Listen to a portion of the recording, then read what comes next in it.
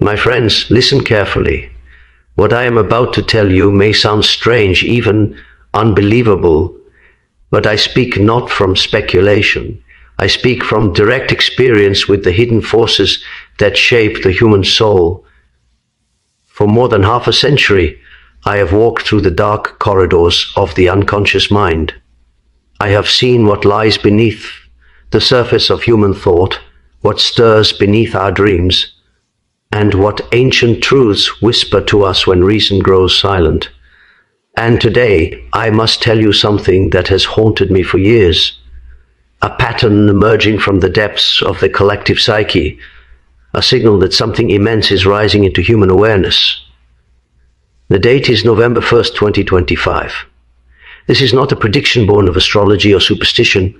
It is a message that has echoed through the dreams of men and women across the world, a message repeating itself with increasing urgency. Over the past 5 years, I have received accounts from patients on every continent, people who do not know each other, who speak different languages, and yet all report the same symbols appearing in their sleep. Dark waves rising over cities, the sky splitting apart, a shadow stretching across the horizon.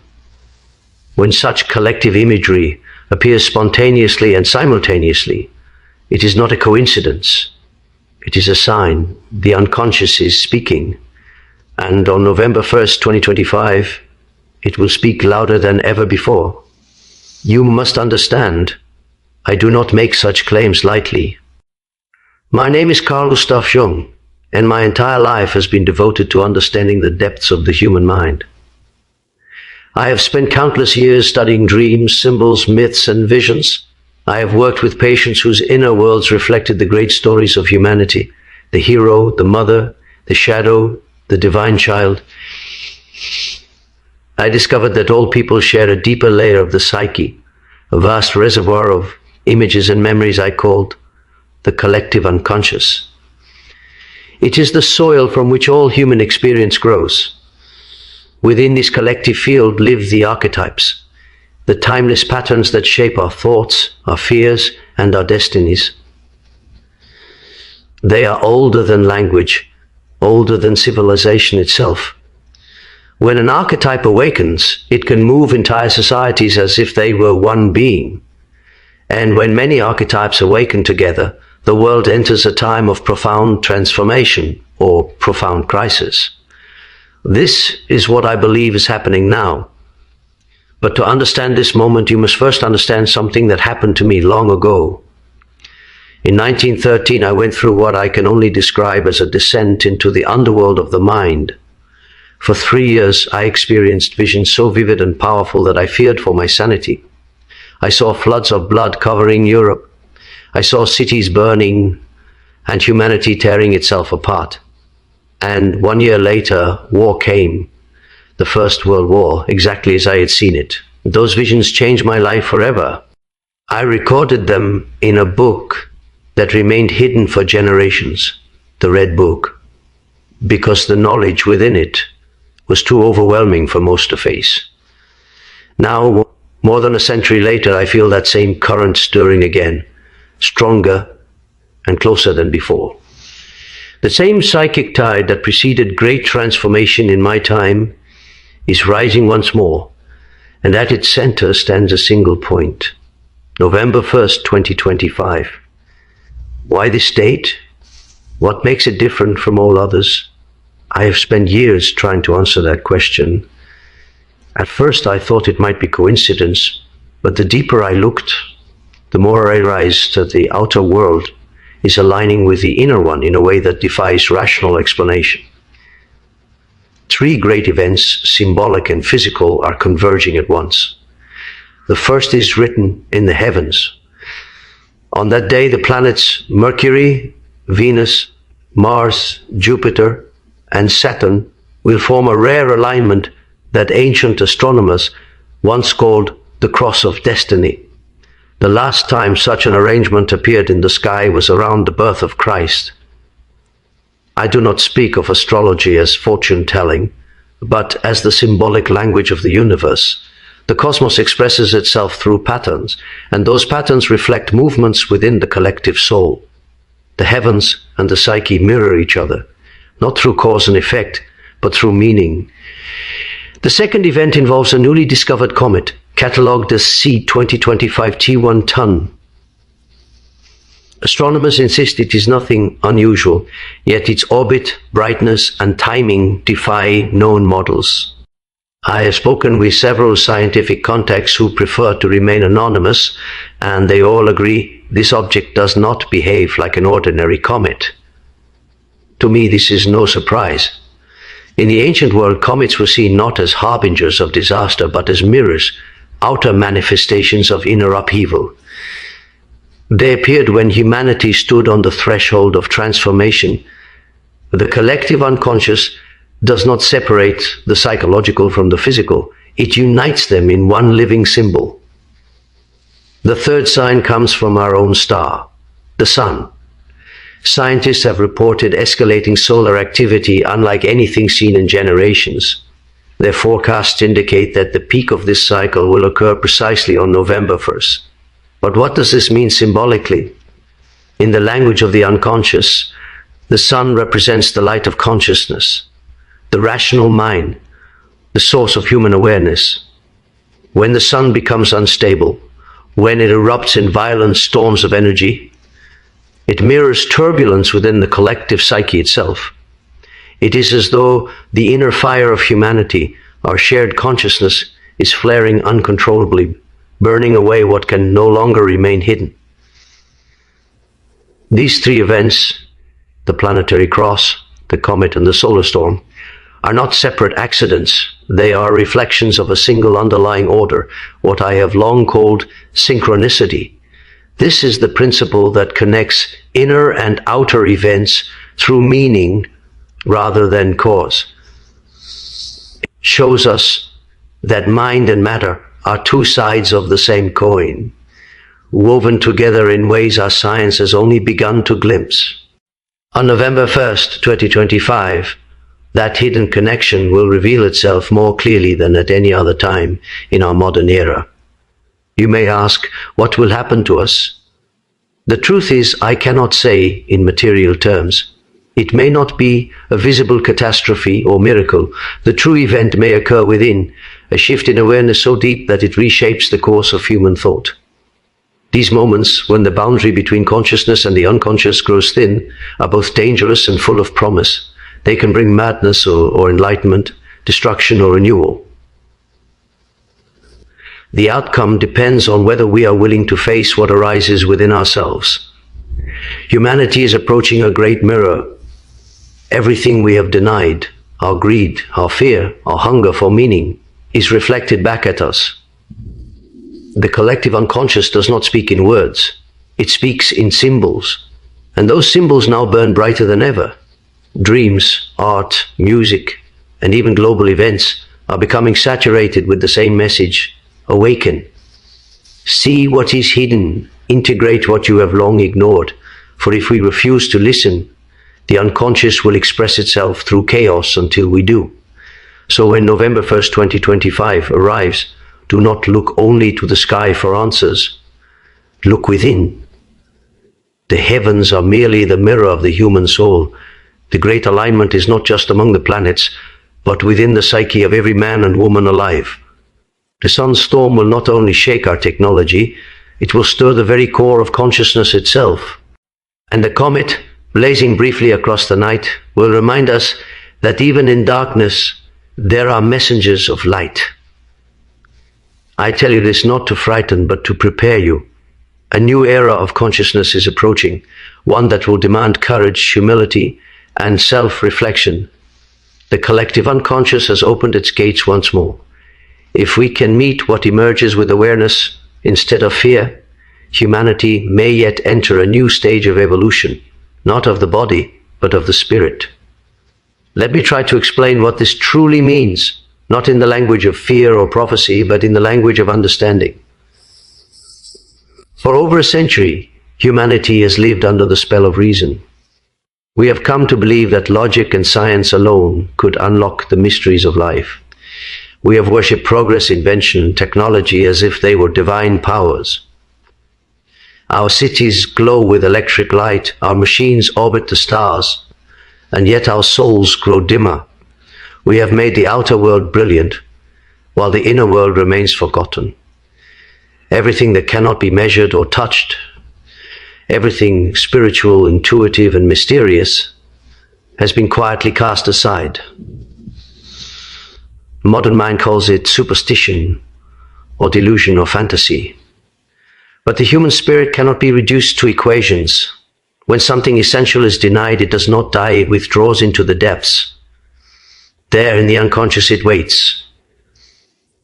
And what we have collectively repressed for so long has become vast, powerful, and restless. It is what I have called the collective shadow, the great reservoir of everything humanity refuses to face within itself. The shadow is not evil in itself. It is merely what is unknown and unloved.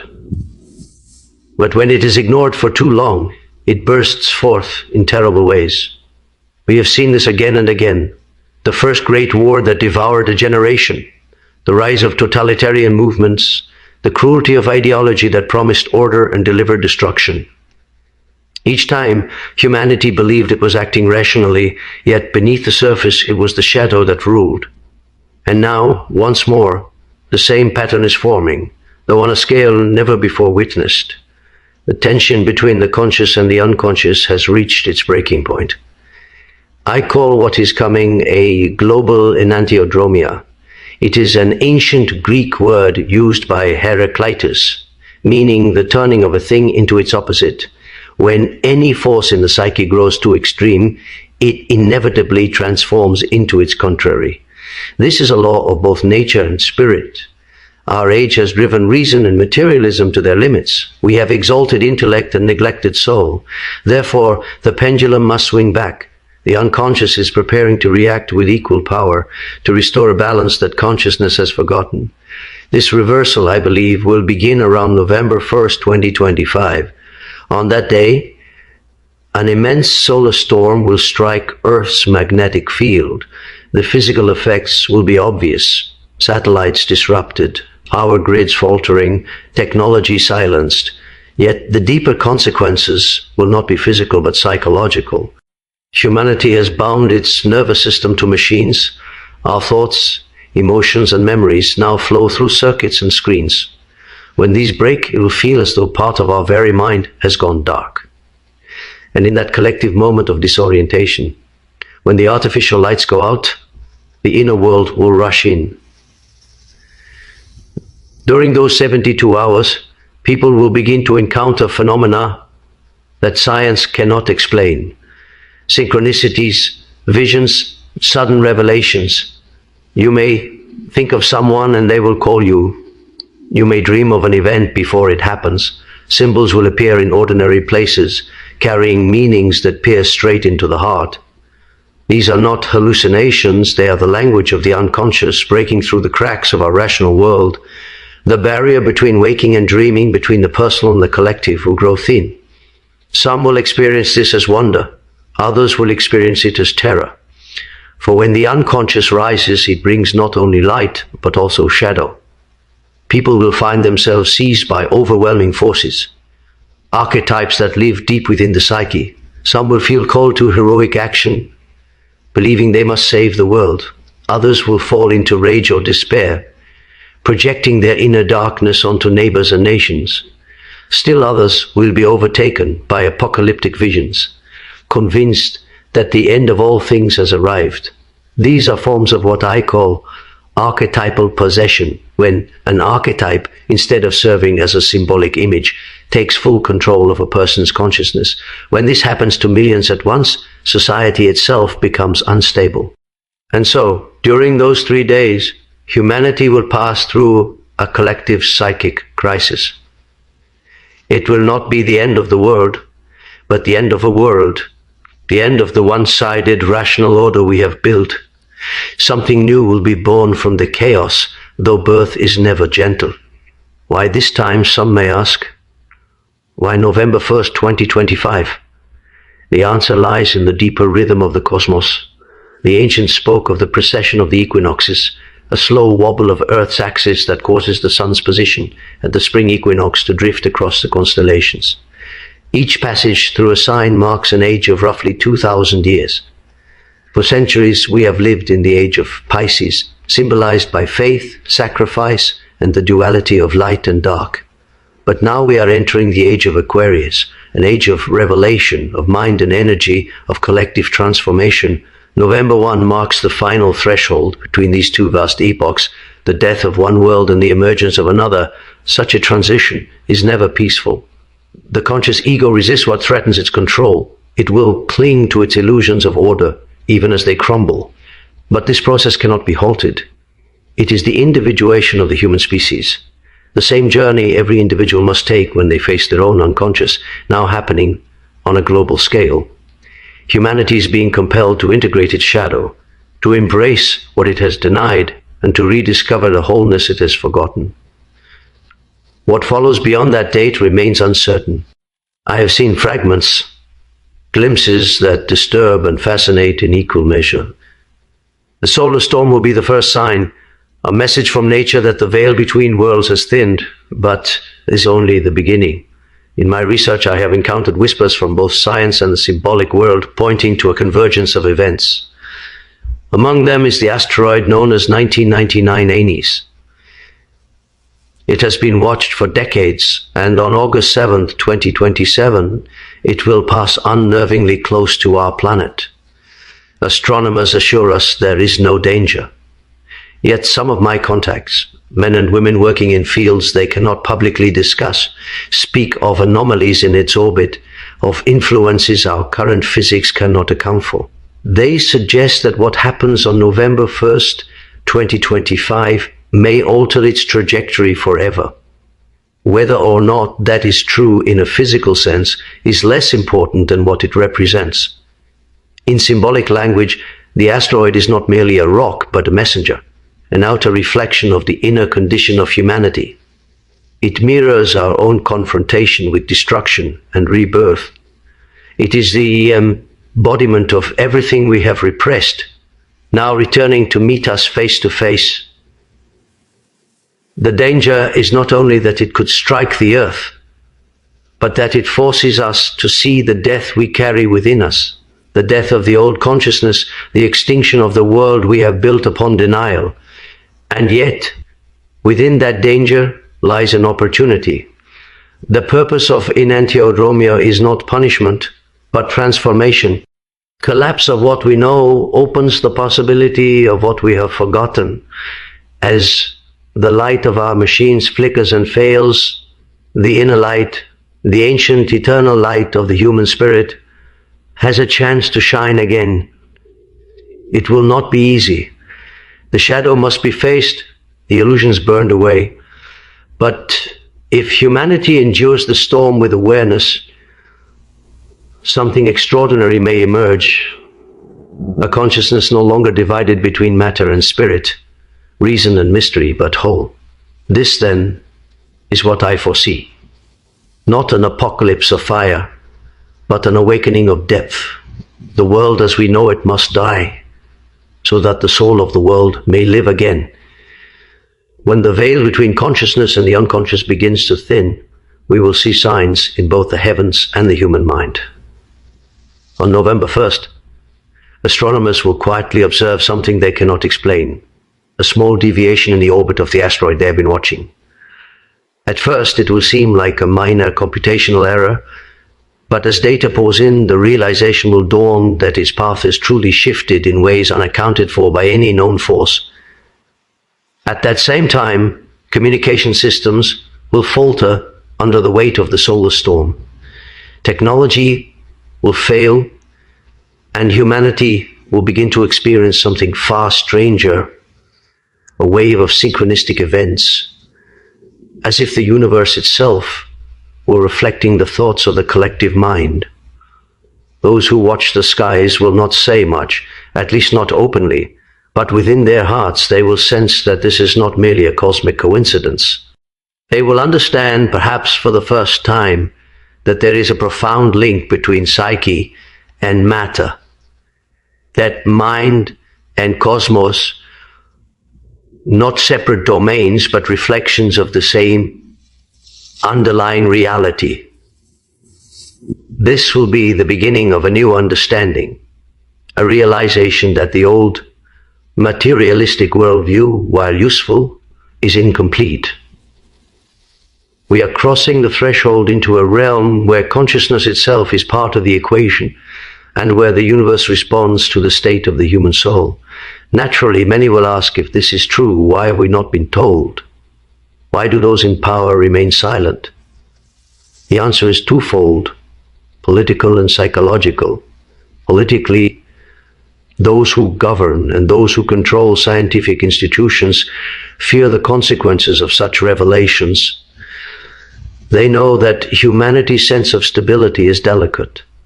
If people were suddenly told that our understanding of reality was about to shift, that the systems we rely on might fail, that the universe itself was in some mysterious alignment with our collective psyche, panic would spread faster than the truth itself.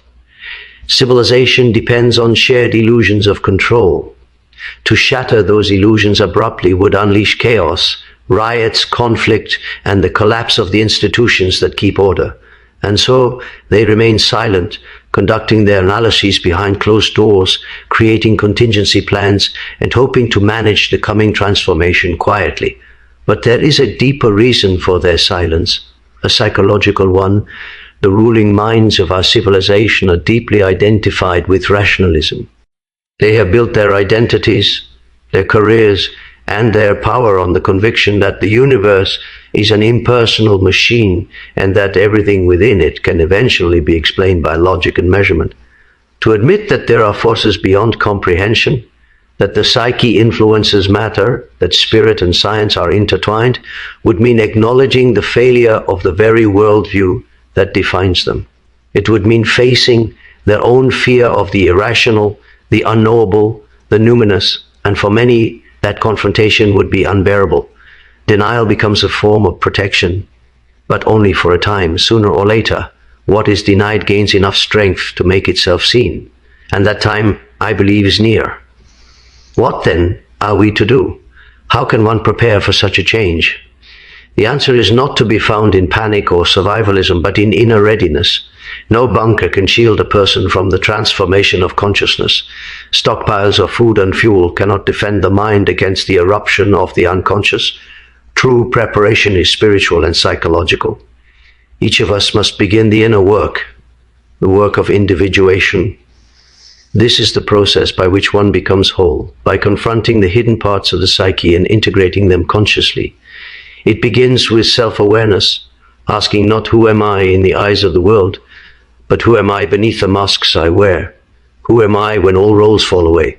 To answer this, one must turn inward, exploring dreams, imagination, and intuition. Through dream interpretation and what I have called active imagination, one can encounter the figures of one's own unconscious, not as fantasies, but as living realities of the psyche. This path requires courage. You must look into your own shadow, the traits, memories, and impulses you have banished because they felt unworthy or frightening. By accepting them, not acting them out, but embracing their existence, you reclaim parts of your soul. And those who do this inner work will be better prepared for what approaches.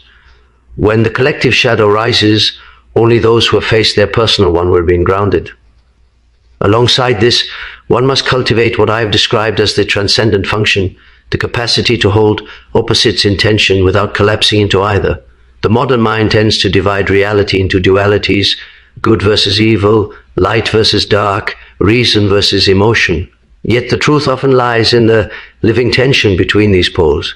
To mature psychologically is to learn to hold this tension consciously, to remain open when every instinct seeks certainty, to recognize that life's opposites complete one another. In the coming times, this ability will be vital as contradictions multiply, chaos and order, faith and doubt, destruction and renewal. Only those who can bear the tension will perceive meaning where others see only catastrophe. You must cultivate a deeper form of awareness, what I would call extended consciousness. This is the capacity to see through appearances, to perceive symbolic meaning in events, and to sense the archetypal currents shaping history. To the unprepared, the days ahead will seem like madness, a flood of meaningless coincidences and inexplicable visions. But to the one who has done the inner work, these same events will appear as messages from the unconscious, revealing a pattern, a teleology, a secret order beneath the surface. In what others call chaos, you will glimpse the movement of the self, the organizing principle of the psyche, guiding humanity toward wholeness. Practical preparations are not useless. They have symbolic value. Preparing physically can strengthen one's sense of agency when the world feels uncertain. Have the essentials, clean water, simple food, medicine, a source of light, a way to reach loved ones, not as acts of fear, but as gestures of conscious responsibility. To prepare calmly is to affirm your trust in life, even amid uncertainty. Understand also that November 1 is not an ending, but a beginning. It is a threshold, the point after which the collective consciousness of humanity will never again be the same. The world will continue, but the way we perceive it will change irrevocably. Many will awaken to a dimension of existence they once denied. The curtain between matter and spirit will lift, and those who have glimpsed what lies beyond will find it impossible to return to the blindness of before. This is why the work of individuation is not optional. It is an existential necessity for our evolution as a species. Each person who integrates even a fragment of their shadow contributes to the healing of the whole. One drop alone may seem small, but the ocean is made of such drops, and the collective transformation depends on each one. November 1, many will face what the mystics once called the dark night of the soul. It is a period of profound inner disorientation when the old self dissolves and the new has not yet taken shape. Ego feels lost, stripped of meaning, surrounded by darkness. It is a descent into the depths of the unconscious where one must confront despair, fear, and the seeming absence of all order. This experience, though painful, is not a sign of failure, but of growth. Marks the passage from one level of consciousness to another. Some will not endure it easily. Many will try to escape through denial, through madness, through clinging to new dogmas that promise false certainty. Others will despair. Yet those who can hold steady through this night, who can bear not knowing, who can face the death of the old self without rushing to replace it, will emerge transformed. They will awaken to deeper, more integrated consciousness. I have walked through this darkness myself between 1913 and 1916, and I know it can be survived. Out of that descent comes renewal, insight, and the discovery of the inner self that is larger than the ego. The dark night of the soul, then, is not a curse but an initiation. It strips away illusion and compels us to meet what we truly are. And when we emerge from it, if we emerge with awareness, we will carry within us a vision of wholeness, an understanding that light and darkness, creation and destruction, are not enemies but partners in the unfolding of life. This, I believe, is the path that lies ahead for humanity, a journey through chaos toward a deeper order, through shadow toward integration, through death toward rebirth. Let us now speak about the role of community in what is to come. Although the process of individuation is, by its nature, deeply personal, it cannot occur in isolation. The psyche does not unfold in a vacuum, it unfolds in relationship. We need one another to mirror our inner state, to challenge our illusions, to remind us of truth when we wander into fantasy, and to hold us with compassion when the descent grows heavy. After November 1st, this mutual reflection will be more vital than ever. Humanity will need islands of awareness, communities of men and women who understand the language of the unconscious, who are awake to the symbolic dimension of life, and who can accompany one another through the storm of transformation. These communities should not become sects nor prisons of ideology. The moment a group claims to possess the truth, it loses its connection to the living spirit. The new communities must be fluid, honest gatherings of seekers, groups where people can share their dreams, their synchronicities, their moments of despair and illumination without fear of judgment. In such circles, the unconscious can speak freely. Each person becomes a mirror for another, helping to interpret, to amplify, and to integrate the symbolic messages that arise. When someone loses balance, inflated by the illusion of enlightenment, or gripped by the darkness of projection, the group can help restore awareness. And when genuine moments of light appear, when symbols reveal the presence of the self, they can be celebrated together. Such networks of psychologically mature communities will be crucial for humanity's passage through the threshold that approaches. Now, let me speak of the role of spiritual traditions in this vast process. When these events unfold, the religions of the world will each interpret them through their own language of symbols. Christians may see the signs of revelation. Muslims may speak of the last hour. Hindus may interpret it as the turning of a cosmic yuga. Buddhists may see it as the breaking of illusion. Indigenous peoples may call it the renewal of the earth. Each vision contains a fragment of the same truth, for every tradition expresses, in its own way, the archetypal patterns of the collective unconscious. The form of the symbol differs: cross, lotus, wheel, crescent, or flame. But the essence is one: the eternal cycle of death and rebirth, descent and resurrection, darkness and illumination. It is the same pattern that repeats in myth, in religion, and in the psychology of every human being who has ever awakened. This is the secret unity behind all faiths, the pattern of individuation itself.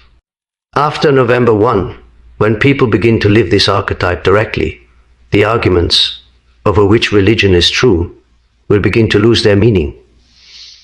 What will matter is not doctrine but experience. The inner realization that transformation is universal, that the divine lives not in dogma, but in the depths of the soul. But I must also speak with solemnity about what is darker. Not all that emerges from the unconscious is light. Alongside those who awaken will rise others who become possessed by the collective shadow. When the floodgates open, both angels and monsters enter. The human soul contains forces both luminous and destructive, and when the unconscious overwhelms the rational mind, those darker powers can take hold. We will see, as in ages past, the return of mass psychosis, vast groups of people seized by collective madness, following leaders who promise salvation and deliver ruin. We have seen it before, in the hysterias of history, in wars waged in the name of purity, in revolutions that devour their own children. And we may see it again, only greater, as millions lose their psychological anchors. Charismatic figures will emerge, offering meaning amid confusion, demanding total loyalty, insisting that they alone understand the truth. Demagogues will channel fear and rage toward convenient scapegoats. Movements will form, each certain of its righteousness, each blind to the shadow within itself. This is why inner work is not a luxury. It is a defense against madness. Only those who have met their own shadow can resist being swept away by the collective one. Those who have cultivated self-awareness will recognize projection when they see it. They will discern false prophets from genuine guides. They will neither retreat into cold skepticism nor surrender to blind faith. They will stand as points of balance, able to speak with reason and compassion when others are lost to hysteria. These individuals will not be many, but they will be the steady hearts of the world, guiding others quietly through the storm. In the days and weeks following November 1, you will see confusion unlike anything before. The solar storm will shatter communications. Social media will fall silent. The familiar voices that shape the world's narrative will vanish for a time, and in that vacuum, rumors will multiply. Conspiracy theories will bloom like weeds. Some will say the government caused the storm, others that extraterrestrials are returning, others that divine punishment has arrived. Many, frightened and desperate for meaning, will cling to these ideas. The human mind cannot bear uncertainty for long. It will invent any story to fill the void. If you have prepared inwardly, your task will be to remain centered.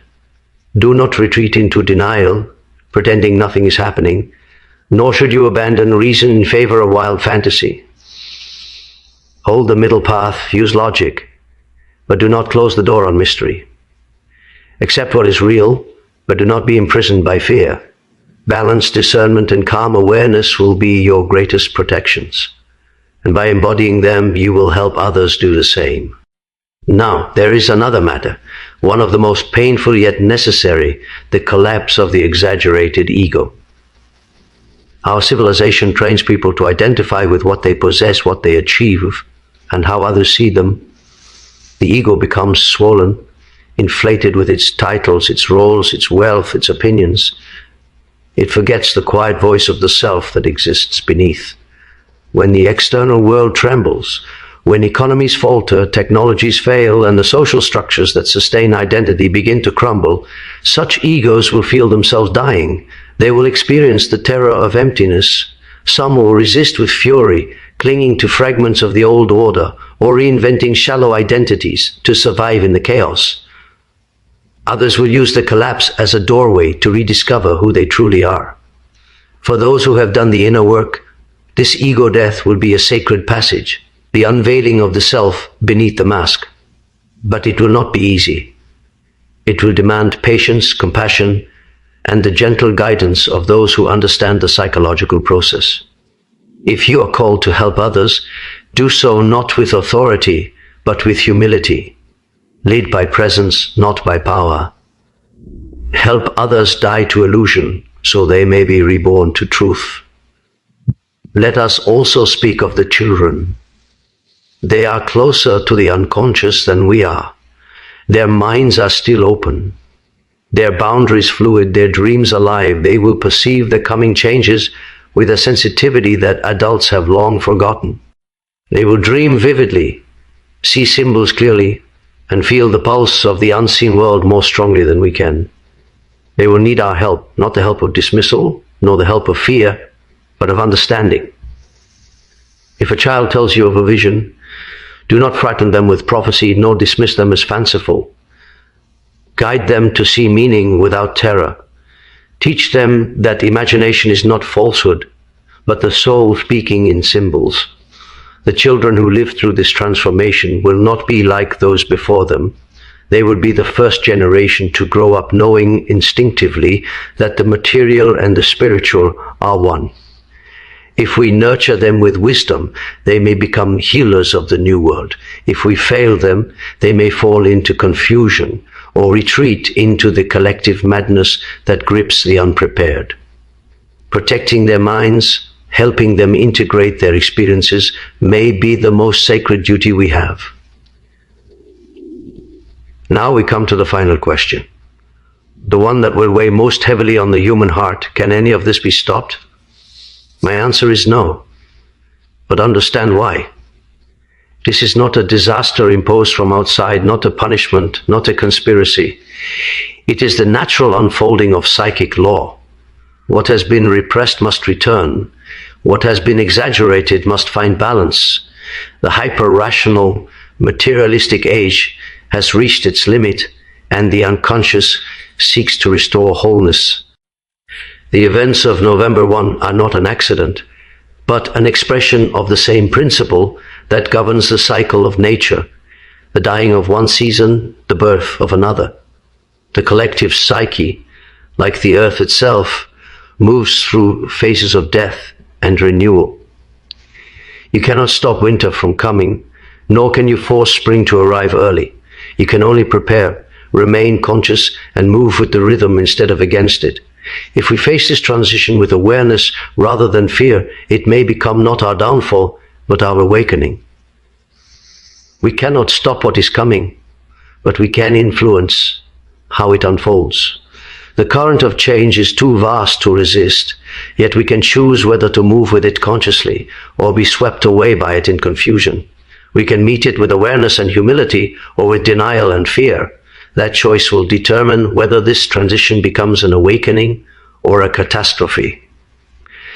This is why I have spoken at length about these matters, not to inspire alarm, but to prepare you, to help you face what approaches with the greatest possible degree of consciousness. The future will not be shaped by governments or machines alone, but by the collective awareness of human beings.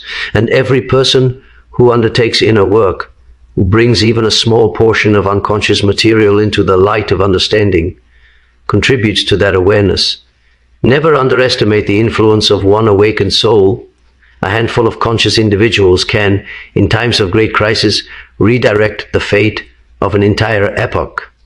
There is, however, a danger that arises whenever humanity faces extreme uncertainty, what I call collective regression.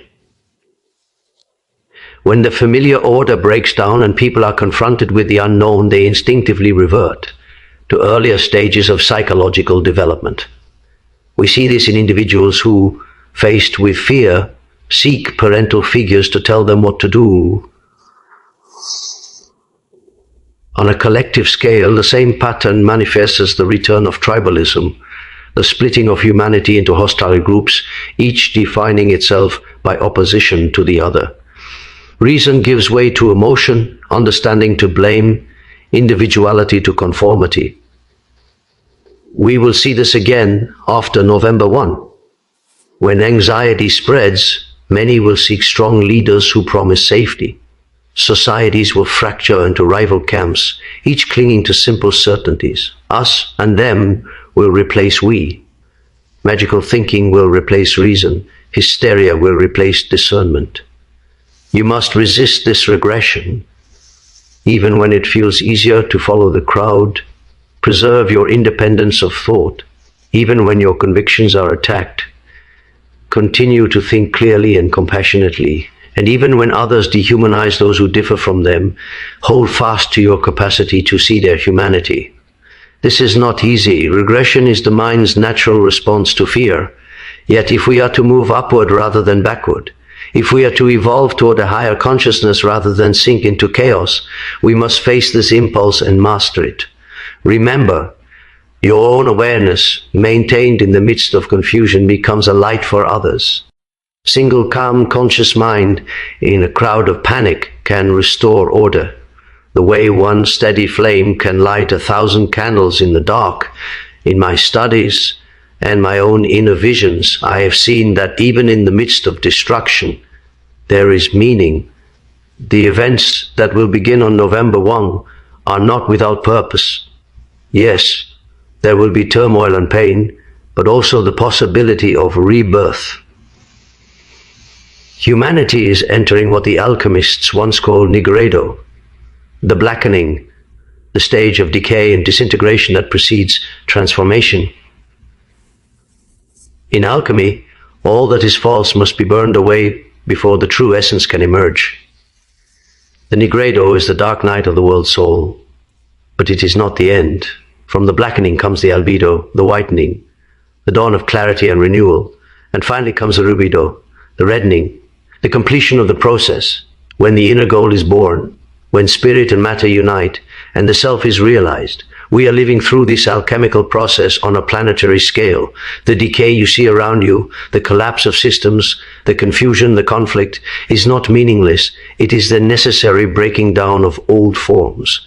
If we endure this with awareness, if we engage consciously with our own transformation rather than resisting it, something extraordinary can emerge. A new humanity, one more balanced between intellect and intuition, science and spirituality, individual and collective, can be born. This is the promise hidden within the darkness, that through fire and shadow, the human soul can discover its wholeness. But this outcome is not guaranteed. Alchemy can fail. The fire that purifies can also destroy if it is not tended carefully. The difference between transformation and collapse depends on our consciousness. Each person who works to integrate their shadow, to stay present and aware amid chaos, becomes a vessel through which the creative forces of the unconscious can flow safely. If too few do this, the energies released may consume rather than renew. There are no assurances. There is only the opportunity, and our responsibility to meet it with courage and sincerity. To live in such a time is both a privilege and a burden. Humanity is being invited to take part in its own evolution, to become co-creators in the birth of a higher awareness. No generation before us has faced a challenge so immense, nor an opportunity so profound. In this age of transition, creativity will play a sacred role. The creative instinct, that mysterious impulse to give form to what stirs within, becomes essential when the world is dissolving. It is through creation that chaos finds shape, that the formless becomes visible, that the soul speaks. Artists, writers, musicians, dreamers, and all who work with symbols will have an immense responsibility in the years ahead. Their task will be to translate the raw energies of the collective unconscious into images and stories that the conscious mind can understand. Art in such times is not luxury, it is necessity. It is the bridge between worlds, between the invisible and the visible, the inner and the outer. When you paint, write, compose, or dance from the depths of your being, you are not merely expressing yourself, you are giving voice to something far greater, the soul of the world itself, striving to be born anew. Do not censor this impulse. Do not worry about perfection or recognition. Create honestly. Let your work arise from your direct encounter with mystery. In doing so, you help others recognize and integrate their own experiences. And for those who do not see themselves as artists, the creative path is still open. Keep a journal of your dreams and synchronicities. Sketch the images that appear in your meditations. Speak or write your reflections. Every act that gives form to the contents of the unconscious, however small, participates in the same sacred task. It is not self-indulgence. It is psychological necessity. By shaping the formless, you protect yourself from being overwhelmed by it. You become your own healer, your own interpreter of symbols. In ancient times, the role of priest and shaman was to mediate between spirit and matter, between the divine and the human. Today, that responsibility falls upon each of us. The new age will not be built by institutions, but by individuals who can serve as bridges between the inner and outer worlds. Each of us must become, in a sense, our own inner shaman, capable of descending into the depths, retrieving meaning, and returning to share it with others. This, then, is what it means to live consciously in an age of transformation, to face the darkness without despair, to trust that meaning exists even when form collapses, to turn suffering into wisdom and chaos into creation. The future is not fixed. It is being shaped moment by moment by our awareness, our courage, and our willingness to act as participants in the great work of the soul. And though the path ahead is uncertain, I believe humanity will endure, not because of its machines or its intellect, but because of its capacity for renewal. Deep within every person lies the same spark that the alchemist sought, the inner gold of the self, the light that survives every darkness. If we keep that light alive, if we guard it with consciousness and compassion, then even the blackest night will one day give birth to dawn. There is one final subject I must speak about, the one that most people prefer to avoid: death. After November 1, death will no longer be a distant abstraction. It will draw close to us again as it once was in earlier ages. There will be unrest, confusion, and loss. Some will die through conflict, some through the breakdown of systems on which life now depends: food, medicine, electricity. Others will depart through causes no one can predict, through the physical reflections of the immense psychological changes taking place within the collective mind. I will not soften this truth. Death will walk among us. Yet, I do not speak of it to frighten you, but to remind you that this encounter with mortality may be the most transformative experience of all. Modern life has hidden death behind hospital curtains and polite silence. We have forgotten that only when we face our own mortality with honesty, with openness, do we begin to contact that part of ourselves that does not die. In my work with the dying, I have seen that those who can let go, who no longer cling to the ego's fears and defenses, often meet their final days with a serenity beyond words. In their faces there appears a stillness, a quiet recognition of something infinite. As if in relinquishing the small self, they finally merge with the greater self, the timeless archetypal reality that transcends space and time. I have come to believe that consciousness in its deepest form is not extinguished by death. The self endures. It is beyond the body, beyond thought, beyond even memory. Every true spiritual tradition, beneath its outer form, has taught this, that death is not annihilation, but transformation, a return to what is eternal. After November 1, questions of life and death will weigh heavily on the human soul. What happens when we die? Does something of us remain? Is life still meaningful if it is impermanent? Those who have glimpsed the deeper layers of their own psyche, who have made contact with the self, will not answer these questions with borrowed beliefs, but with inner knowing.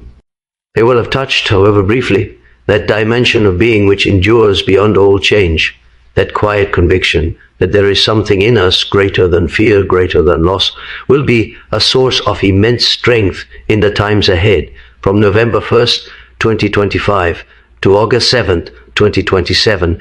We will enter what I call the incubation period, 20 months in which the seeds planted on that first day will begin to grow. During this time, everything will intensify. Synchronicities will multiply. Spiritual and pseudo-spiritual movements will rise and fall, and conflicts will sharpen. Humanity will split, some descending into regression, others ascending toward awareness. Old institutions will crumble. New forms of community will begin to take root in the cracks of the old world. These 20 months will be filled with uncertainty, but also with possibility.